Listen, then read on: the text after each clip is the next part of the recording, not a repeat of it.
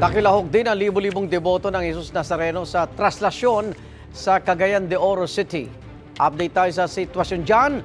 May unang balita live si Cyril Chavez sa GMA Regional TV. Cyril. Yes, Igan, tuloy-tuloy na nga ang Traslasyon 2026 kung saan libo-libong mga deboto mula pa sa iba't ibang parte ng Mindanao ang dumayo rito ngayon sa Cagayan de Oro City. Pasado alas 4 ng madaling araw, nagsimula ang misa sa St. Agustin Metropolitan Cathedral na pinangunahan ni Reverend Monsignor Nathaniel Lerio. Sentro ng mensahe sa misa na isabuhay ang mga turo ni Kristo at maging buhay ng mga saksi sa kabutihan ng Panginoon at mensahe ng kaligtasan. Alas 5 ng umaga matapos ang misa, inilabas na agad ang imahen mula sa katedral at isinakay na sa karo na nasa labas ng simbahan. Sa hudyat ng mga ihos, nagsimula na agad ang traslasyon. Dumiretso sila agad sa Dolores Street at lumiko sa Don Apolinar Vélez Street.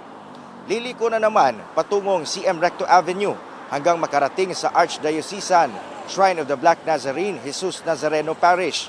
Libo-libong deboto ang dumalo sa traslasyon ngayong araw. Isa sa mga nakausap natin, ang debotong si Winright Agbalog, kung saan naabutan natin siyang pasan-pasan ang malaking imahe ng poon. Kwento niya, nagsimula ang kanyang pagiging deboto matapos siyang maaksidente sa motor na muntik na niyang ikamatay. Pasalamat na ko nga gitagan bro sikan life. Sa imong second life, unsa may mga kabaguhan nimo? Dagan sir, dagan. Dagan akong gibag-o. Dagan akong giusap.